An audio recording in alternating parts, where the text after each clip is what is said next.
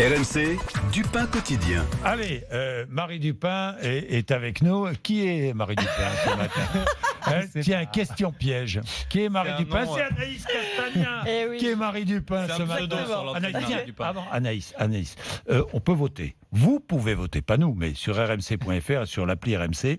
Emmanuel Macron vous a-t-il convaincu? Oui ou non? Allez-y, rmc.fr, l'appli RMC. Pour l'instant, c'est oui à 37%, non à 63%. Marie Dupin, Anaïs Castagna, vous êtes donc avec nous pour nous parler du livret A, de l'épargne des Français. Parce que pendant ce temps-là, les Français épargnent. Alors c'est extraordinaire ce pays qui nous dit qu'il n'a plus d'argent. Et puis on voit les Français épargner à fond, mais vraiment à fond. Nous n'avons jamais autant épargné sur le livret A, Anaïs. Oui, mois de mars exceptionnel. Le montant de l'argent placé est au plus haut depuis 10 ans.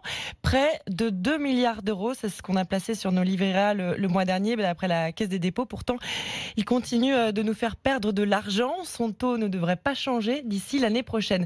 On n'avait pas vu un tel niveau d'épargne depuis 2009, lorsque le livret A a été généralisé dans les banques.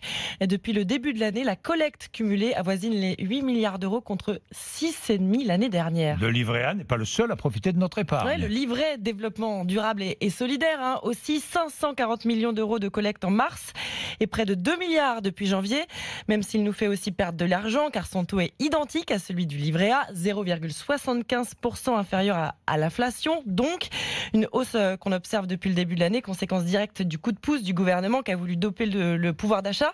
Les primes exceptionnelles versées par les entreprises, dont ont bénéficié 2 millions de salariés avec en moyenne 450 euros et qui sont donc reconduites.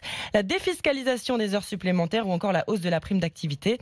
Notre pouvoir d'achat devrait encore continuer à grimper, à augmenter d'après l'INSEE de 3% au total d'ici la fin de l'année. Merci Anaïs. On épargne 15% de nos revenus en moyenne, Mathieu Plane. Alors comment expliquer que cette France doute, cette France proteste et parallèlement cette France épargne?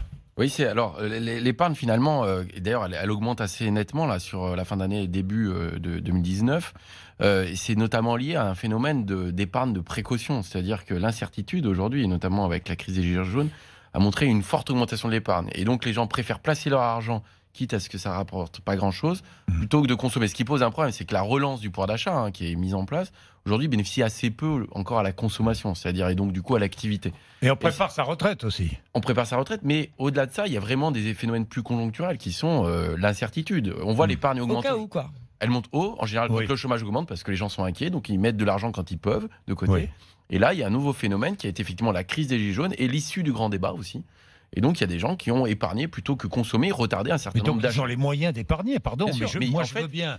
Mais enfin, il y a beaucoup de Français qui ont les moyens parce que 15% des revenus, c'est quand même énorme. C'est énorme. Et on est un des pays qui épargne le plus au monde. C'est-à-dire qu'on a un niveau d'épargne, ce qui est assez rassurant. C'est-à-dire que finalement, il y a quand même malgré tout des capacités financières, que les ménages sont plutôt prudents. Et donc, on est un des pays qui a effectivement mis, en tout cas, qui a beaucoup pays des d'épargne. paradoxes. Pays des paradoxes, ça c'est sûr.